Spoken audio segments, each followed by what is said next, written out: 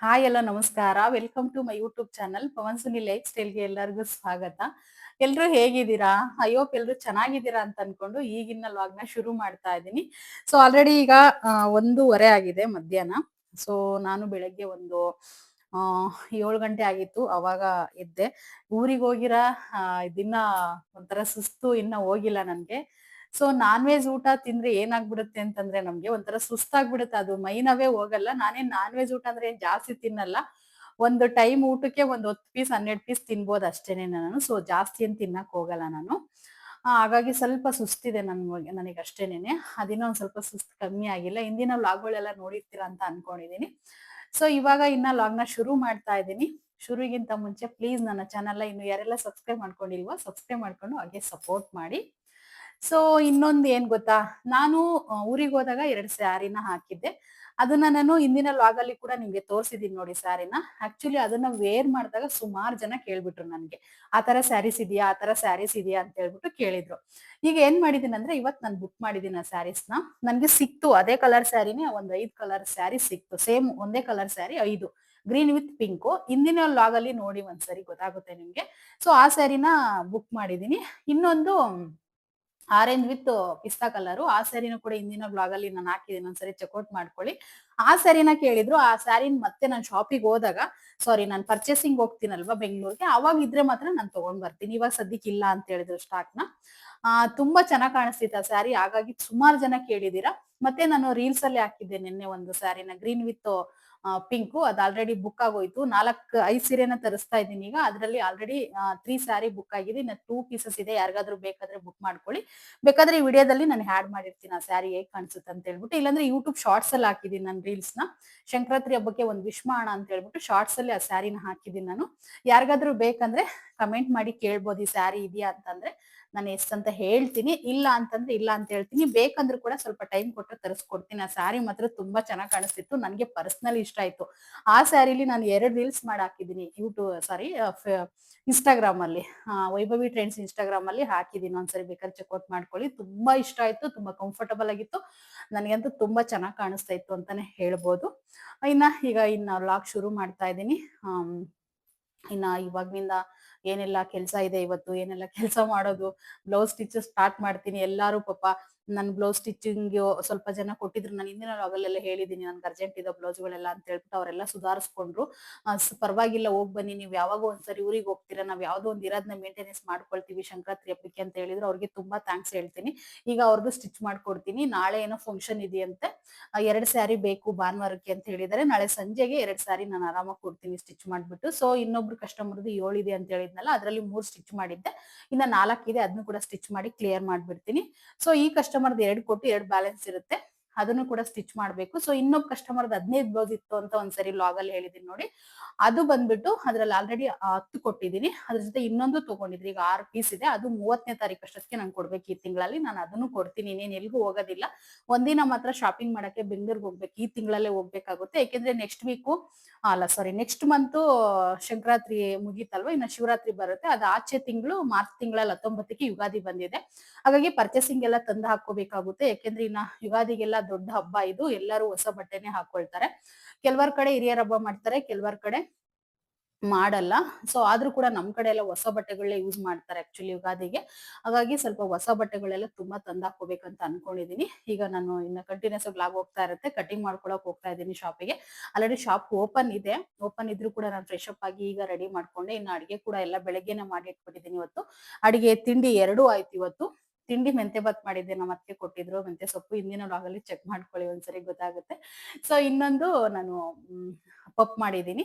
ಮೆಂತ್ಯ ಪಾಲಕ್ ಹಾಕಿ ಪಪ್ಪು ಮಾಡಿದೀನಿ. ಸೊ ಇನ್ನೊಂದ್ ಬಂದ್ಬಿಟ್ಟು ಮೆಂತ್ಯ ಬಾತ್ ಮಾಡಿದ್ದೆ ತಿಂಡಿಗೆ.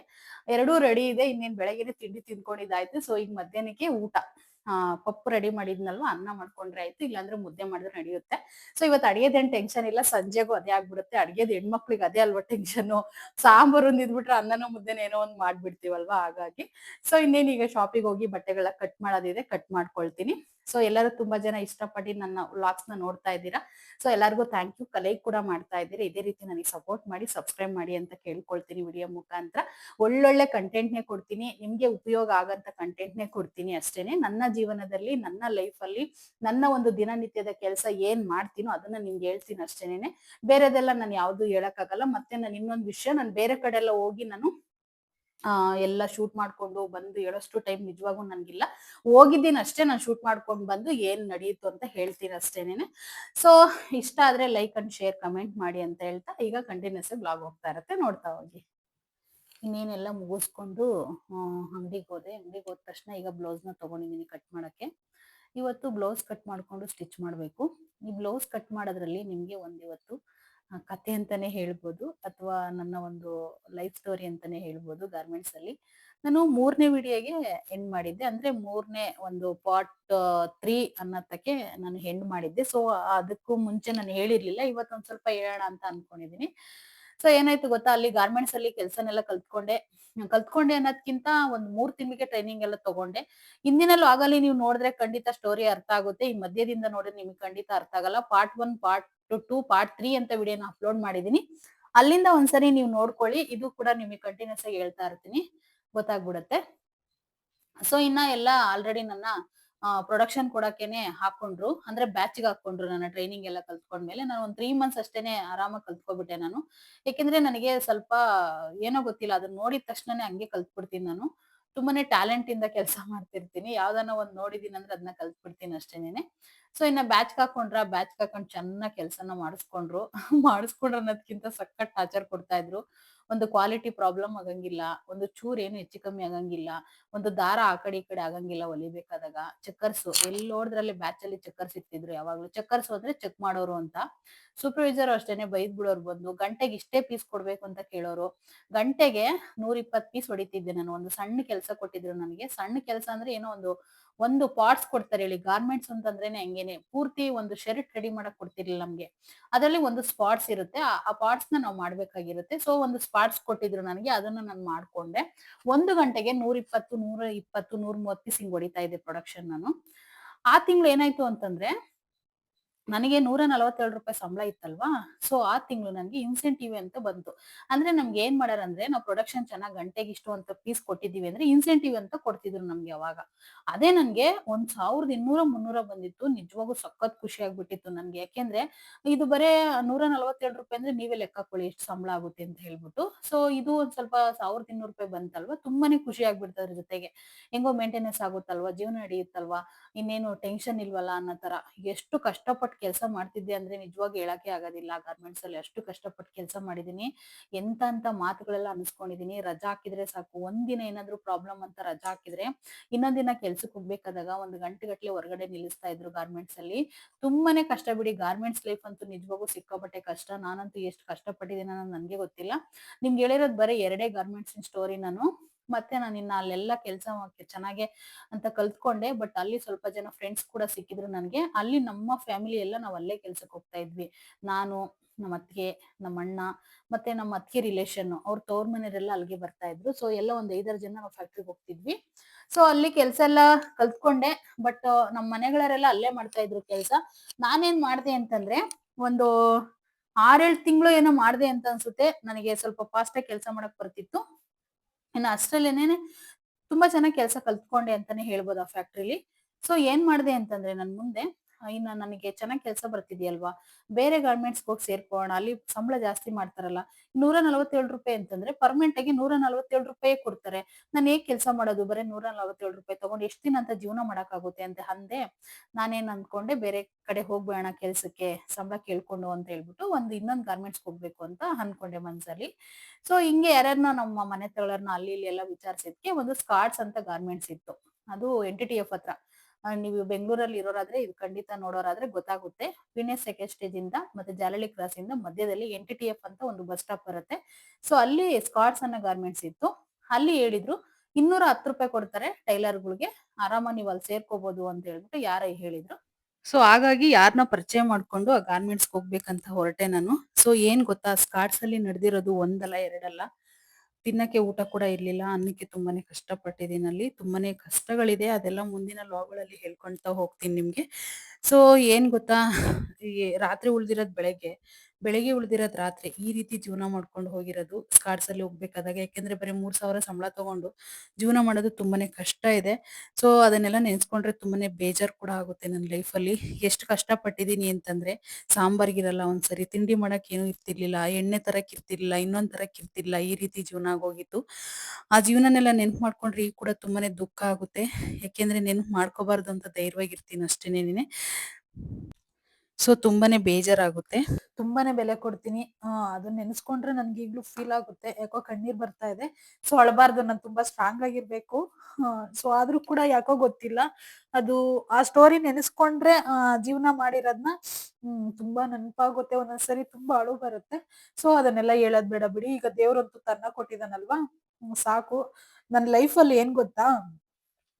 ಮಾಡಕ್ಕೆ ಆಗಲ್ಲ ಅಷ್ಟೊಂದ್ ಕೆಲ್ಸ ಕೊಟ್ಬಿಟ್ಟಿದಾನೆ. ಅವತ್ತು ಅಷ್ಟು ಕೆಲ್ಸಕ್ಕೆ ತಿರ್ಗಾಡ್ಕೊಂಡು ಬೆಂಗಳೂರಲ್ಲಿ ಕೆಲ್ಸ ಹುಡುಕೊಂಡಿರೋದು. ಸೊ ಇವತ್ತು ನಿಜವಾಗೂ ಸುಳ್ಳು ಹೇಳ್ತಾ ಇಲ್ಲ ನಿಮ್ ಹತ್ರ. ನನ್ನ ಮನಸ್ಫೂರ್ತಿಯಾಗಿ ನಾನು ಹೇಳ್ಕೊಳ್ತಾ ಇದ್ದೀನಿ. ನನಗ್ ಕೆಲ್ಸ ಮಾಡಕ್ಕೆ ಆಗಲ್ಲ. ಅಷ್ಟೊಂದು ಕೆಲ್ಸ ಕೊಟ್ಟಿದ್ದಾನೆ ಭಗವಂತ ನನಗೆ. ಒಳ್ಳೆ ದುಡಿಮೆನೂ ಕೊಟ್ಟಿದ್ದಾನೆ. ಒಳ್ಳೆ ಟ್ಯಾಲೆಂಟ್ ಇದೆ. ಸೊ ಒಂದಲ್ಲ ಎಷ್ಟು ಕೆಲ್ಸಗಳನ್ನ ಕಲ್ತಿದ್ದೀನಿ ಇವತ್ತು. ಒಂದು ಕೆಲ್ಸ ಮಾಡಿಲ್ಲ ಅಂದ್ರೆ ಇನ್ನೊಂದ್ ಕೆಲಸದಲ್ಲಿ ದುಡಿಯೋ ಶಕ್ತಿ ಇದೆ ನನಗೆ. ಸೊ ಯಾಕೋ ಗೊತ್ತಿಲ್ಲ, ನಿಮ್ ಹತ್ರ ಹೇಳ್ಕೋಬೇಕು ಅನ್ನಿಸ್ತು ಹೇಳ್ತಾ ಇದೀನಿ. ತುಂಬಾನೇ ಕಷ್ಟಪಟ್ಟಿದ್ದೀನಿ. 8 ತಿಂಗಳಲ್ಲಿ ನನ್ ಜೀವನನೇ ಅಲ್ಲ ಅದು. ಆ ಟೈಮಲ್ಲೇ ನನ್ಗೇನಾದ್ರೂ ಆಗ್ಬೇಕಿತ್ತೇನೋ ಗೊತ್ತಿಲ್ಲ. ಸೊ ದೇವ್ರು ಬದುಕಿಸ್ದ ಅಷ್ಟೇನೇನೆ. ಏಕೆಂದ್ರೆ ಅಷ್ಟ್ ಸಂಬಳ ತಗೊಂಡು ಬೆಂಗಳೂರಲ್ಲಿ ಬಾಡಿಗೆ ಕಟ್ಕೊಂಡು ನಿಜವಾಗೂ ತುಂಬಾನೇ ಕಷ್ಟ ಇದೆ ಜೀವನ ಮಾಡೋದು.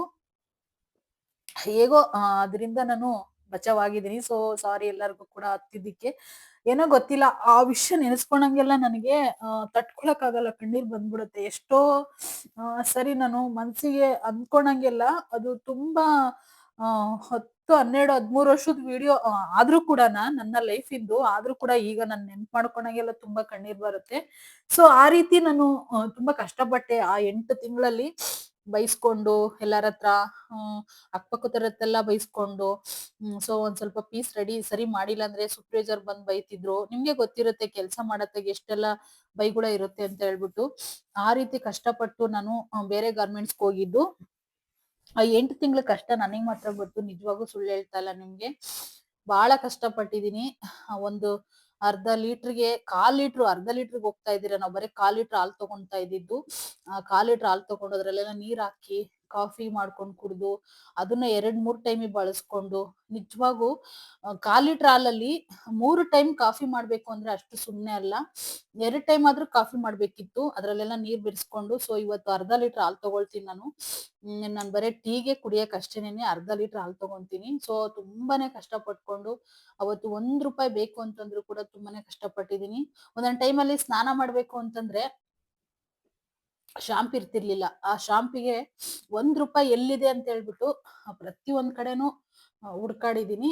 ಅಷ್ಟೆಲ್ಲ ತುಂಬಾ ಕಷ್ಟಪಟ್ಟು ಇವತ್ತು ನಿಜವಾಗೂ ಈ ಮಟ್ಟಕ್ ಬಂದಿರೋದ್ ನಾನು.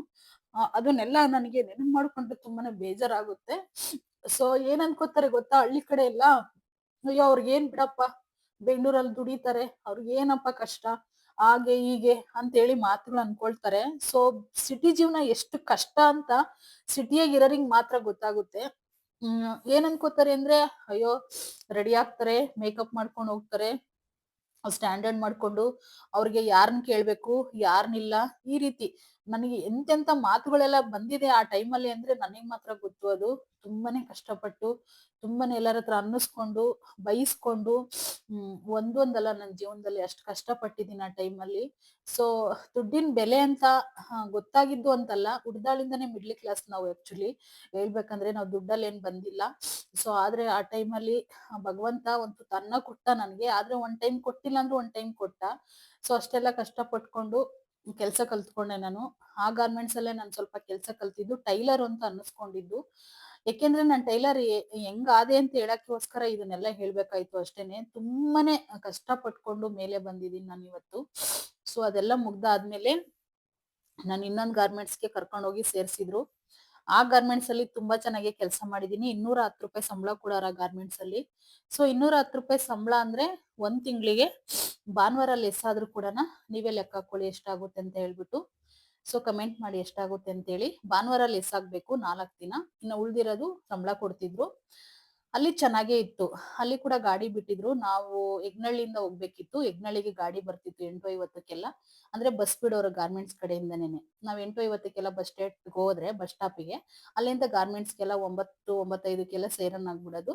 ಹೋಗಿ ಫ್ಯಾಕ್ಟ್ರಿ ಹೋಗ್ಬೇಕಿತ್ತು ಒಳಗಡೆ. 1:30ಗೆಲ್ಲ ಊಟಕ್ಕೆ ಬಿಡ್ತಿದ್ರು, ಮತ್ತೆ 5:30ಗೆಲ್ಲ ಸೇರನ್ ಆಗ್ತಿತ್ತು. ಆ ರೀತಿ ರೂಲ್ಸ್ ಗಾರ್ಮೆಂಟ್ಸ್ ಇಂದು. ಸೊ ಆ ಫ್ಯಾಕ್ಟ್ರಿಲಿ ಸ್ವಲ್ಪ ಚೆನ್ನಾಗೇ ಮಾಡ್ಕೊಂಡ್ ಬಂದ್ವಿ. ತುಂಬಾ ಫ್ರೆಂಡ್ಸ್ ಎಲ್ಲ ಸಿಕ್ಕಿದ್ರು ಅಲ್ಲಿ. ಸ್ವಲ್ಪ ಫ್ರೆಂಡ್ಸ್ ಅನ್ನೋದ್ಕಿಂತ ಸ್ವಲ್ಪ ಟೆನ್ಷನ್ಸ್ ಅನ್ನೋದು ಸ್ವಲ್ಪ ಕಮ್ಮಿ ಆಗಿತ್ತು ನನ್ಗಷ್ಟೊತ್ತಿಗೆ. ಹೆಂಗೋ ಒಂದ್ 5,000 6,000 ದುಡಿತೀನಲ್ಲ, ಇನ್ನೇನ್ ಟೆನ್ಷನ್ನು, ಆರಾಮಾಗಿ ಜೀವನ ಮಾಡ್ಬೋದು, ಜೀವನಕ್ಕೆ ಆಗುತ್ತೆ ಅಂತ ಹೇಳ್ಬಿಟ್ಟು. ಸೊ ಇನ್ನೊಂದ್ ವಿಷಯ ಗೊತ್ತಾ, ಸ್ಕಾರ್ಟ್ಸ್ ಅನ್ನ ಗಾರ್ಮೆಂಟ್ಸ್ಗೆ ಹೋಗ್ಬೇಕಾದಾಗ ನಿಜವಾಗೂ ನನ್ನ ಹತ್ರ ಬಟ್ಟೆ ಇರ್ಲಿಲ್ಲ ಹಾಕೊಳಕ್ಕೆ. ಅದನ್ನ ಕೂಡ ನಿಮ್ಗೆ ಹೇಳಲೇಬೇಕು ನಾನು. ನಾನು ಒಂದ್ 3 ಜೊತೆ ಬಟ್ಟೆ ತಗೊಂಡ್ ಹೋಗಿದ್ದೆ. ಒಂದ್ 3-4 ಜೊತೆ ಇತ್ತು ಅಷ್ಟೇನೇನೆ. ಆ 3-4 ಜೊತೆಲಿ ಡ್ರೆಸ್ಸು ಇರ್ಲಿಲ್ಲ ನನ್ನ ಹತ್ರ.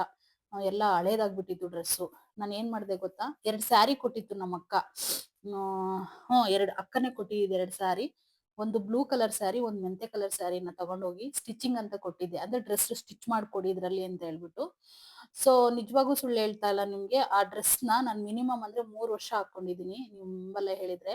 ಅದನ್ನ ಸ್ಟಿಚ್ ಮಾಡ್ಕೊಟ್ಟಿದ್ರು ಲೈನಿಂಗ್ ಹಾಕ್ಬಿಟ್ಟು. ಹಾಫ್ ಸ್ಲೀವ್ ಇಡಿಸ್ಕೊಂಡು ನಾನು ಡ್ರೆಸ್ಸು, ಅದೇ ಪ್ಯಾಂಟು, ಅದೇ ಡ್ರೆಸ್ಸು, ಒಂದು ದುಪ್ಪಟ್ಟನ ಅದಕ್ಕೆ ಬೇರೆದ್ನ ತಗೊಂಡಿದ್ದೆ ನಾನು. ಆ 2 ಜೊತೆ ಡ್ರೆಸ್ನ 3 ವರ್ಷ ಯೂಸ್ ಮಾಡಿದೀನಿ. ಅದು 3 ವರ್ಷ ಯೂಸ್ ಮಾಡಿದ್ರು ಕೂಡ ಅರ್ಧೇ ಹೋಗಿರ್ಲಿಲ್ಲ, ಅಷ್ಟು ಗಟ್ಟಿ ಮುಟ್ಟಾಗಿತ್ತು ಡ್ರೆಸ್ಸು. ನಿಜವಾಗೂ ನನ್ನ ಲೈಫಲ್ಲಿ ಎಷ್ಟು ಕಷ್ಟಪಟ್ಟಿದೀನಿ ಅಂದ್ರೆ, ಇನ್ನೂ ಬೇರೆ ಬೇರೆದೆಲ್ಲ ಇದೆ, ಹೇಳಕ್ ಆಗಲ್ಲ ಅದನ್ನೆಲ್ಲ. ನಾನು ಇಷ್ಟು ಮಾತ್ರ ಹೇಳಕ್ ಇಷ್ಟಪಡ್ತೀನಿ. ಸೊ ತುಂಬಾನೇ ಕಷ್ಟಪಟ್ಟಿದೀನಿ ಬಟ್ಟೆಗಳಿಲ್ದ ಹಾಕೊಳಕ್ಕೆ. ಒಂದ್ ಹಬ್ಬ ಬಂದ್ರೆ ಒಂದ್ ಸೀರೆ ತಗೋಬೇಕಂದ್ರೆ ಎಷ್ಟು ಕಷ್ಟಪಡ್ತಿದ್ನೋ ಗೊತ್ತಿಲ್ಲ. ಸೊ ವಿಡಿಯೋನ ಇಲ್ಲಿಗೆ ಎಂಡ್ ಮಾಡ್ತಾ ಇದ್ದೀನಿ. ಮತ್ತೆ ವಿಡಿಯೋದಲ್ಲಿ ನಿಮ್ ಜೊತೆ ಹಂಚ್ಕೊಳ್ತೀನಿ. ವಿಡಿಯೋ ಇಷ್ಟ ಆದ್ರೆ ಒಂದ್ ಲೈಕ್ ಅಂಡ್ ಶೇರ್ ಕಮೆಂಟ್ ಮಾಡೋದ್ ಮಾತ್ರ ಮರಿಬೇಡಿ. ಸಪೋರ್ಟ್ ಮಾಡಿ ಅಂತ ಕೇಳ್ಕೊಳ್ತೀನಿ. ಥ್ಯಾಂಕ್